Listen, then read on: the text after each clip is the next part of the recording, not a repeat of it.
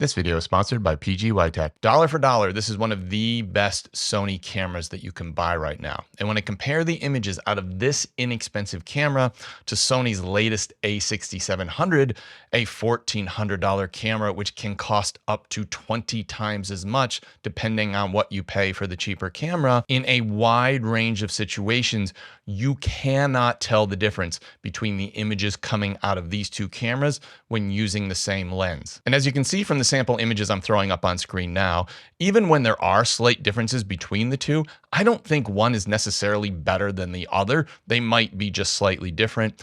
And there are equal amounts of detail in both sets of photos. So you aren't necessarily getting a better photo with the more expensive camera. And in all the videos that YouTubers like myself are doing about this new camera gear, one thing that we are not mentioning is although there have been huge advancements in technology in these new cameras, from autofocus and video detail and 4K and 8K and downsampled and AI autofocus and tracking, the one thing that has changed the least is the sensors between the older and the newer cameras. And while there have been some improvements, those have been subtle compared to the many other advancements that have come out of the new cameras. And because of this, purely when we're looking at a camera for photography, the image quality difference between the two cameras in most situations is really trivial. So you can get Sony image quality out of a 10 or 15-year-old Sony camera that rivals the latest release Sony cameras. Even though this is a great little camera that I can highly recommend, it isn't perfect. It does not have an electronic viewfinder. The quality of the video coming out of this camera is probably so poor that if you have a good quality smartphone, that would be better. The quality of the screen and the brightness on the screen on the back of the camera is not perfect. So it is a slightly more cumbersome and clunky camera than the $1,400 camera, but none of these things are things that I would consider deal breakers, particularly when we're talking about a camera that in some conditions can be had for under $100. And one of the most important features about this camera is it still has the same lens mount as the current model Sony cameras. That means we not only have access to all Sony's new and updated premium lenses, the ones coming out in the future, but we've also got access to a range of really inexpensive third-party lenses that once again perform well beyond their price point. And I think that's really what makes this camera come alive, is when you pair it up with some really cheap third-party lenses. Now you've got an entire travel photography kit, and you're well under $300 in most situations. In some situations, you could even be under $200. So I think that is what makes this work so well. You've got a cheap camera, but you also have access to very, very cheap lenses. So I'm going to go over with you a few different options as far as cheap lenses that I would pair with this camera. Now, what is this camera? This is the Sony a5000. I bought this on eBay for around $100. The cheapest I've seen it is selling for was around $80 on eBay, and body only, you can probably pay up to $150 for a mint condition copy, but it doesn't matter if you're paying $80 or $150. Anywhere in that range is very, very cheap. The sponsor of today's video is PGY Tech and their One Go version 2 camera bag. And recommending camera bags for inexpensive camera kits like we've got in this video is often a problem for me, because a good quality camera bag can often cost more than the camera and lenses that I am recommending.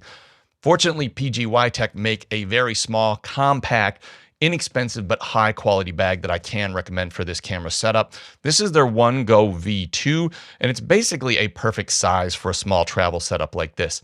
It's a bag that can be worn down at your hip like a traditional sling bag, but can also be worn up on your chest like you see a lot of people wearing these sort of hip bags that they wear on their chest now. It can be worn in a similar fashion to that. If we just open up the bag itself, what you'll see is we've got a main compartment first off, and that is going to handle a camera and a spare lens.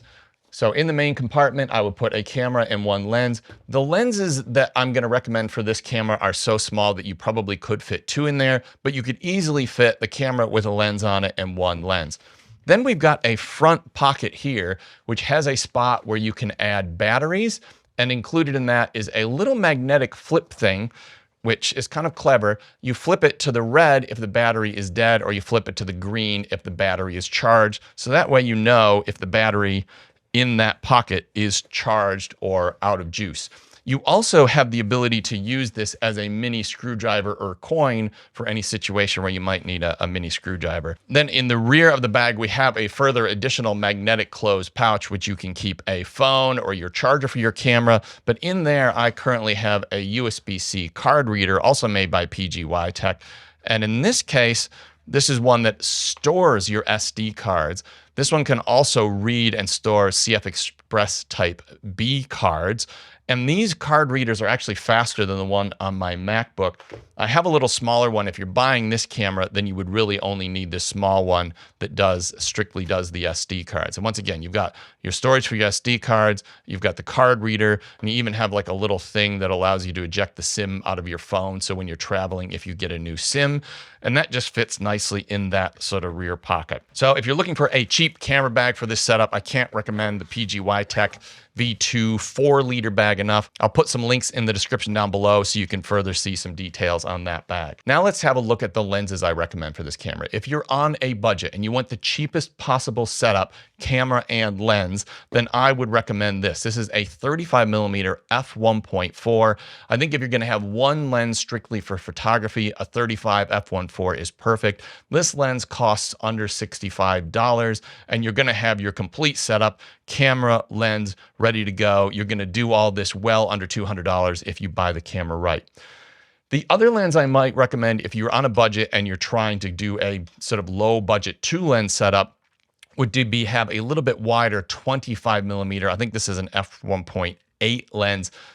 Excellent high quality optical lens. Once again, I think this one is about $70 or something like that. I'll put links in the description down below to all the lenses that I'm going to talk about in this video and recommend, but also some additional ones as I think about them when I publish the video for sort of different purposes. But if I'm looking at a 2-lens set, these are the two I'm going to recommend. If you're just going to go with the one lens, that I would recommend a 35mm f1.4.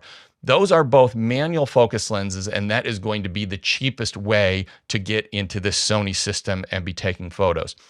If you want an autofocus lens, then the lens I'm going to recommend is another 35mm, just as a one lens setup strictly for photography. And that is an autofocus lens. It is a 35mm f1.8 lens. I think this one's made by TT Artisans, one of the artisans. This is an excellent autofocus lens. This is going to be a little bit more expensive, probably about twice as much as the other ones. I think around the $150 mark or something like that. But once again, I'll put some links in the description down below so you can find the exact pricing. But yeah, 35mm f1.8 and autofocus at that price is insanely good. And this is a good enough lens that if you do someday upgrade and get yourself something like this, a Sony a6700 or maybe a new ZV-E10 or something like that, you're going to take this lens with you and it is still going to get you some really excellent quality results. The other lens, if you're looking for a 2-lens setup and autofocus, and you want something that's really compact, this is a 27mm f2.8. So you're not going to get quite as blurry a background as you're going to get with an f1.8 lens, but this is a super small, super versatile, and it even has the aperture ring so you can change your aperture on the side of the lens, which is quite cool. This is a super nice compact lens. I love this lens particularly for street photography. So as an all-purpose photo lens, street photography lens, something that's super compact, this is probably my #1 pick, at least in budget options. And as I said earlier in the video, the great thing about this being an E-mount camera is you can use any of Sony's latest E-mount lenses and a range of budget options. And I've just thrown a video on screen now. These are 10 ultra low budget options starting at $19. And most of the lenses in that video will be able to be used with this camera as well.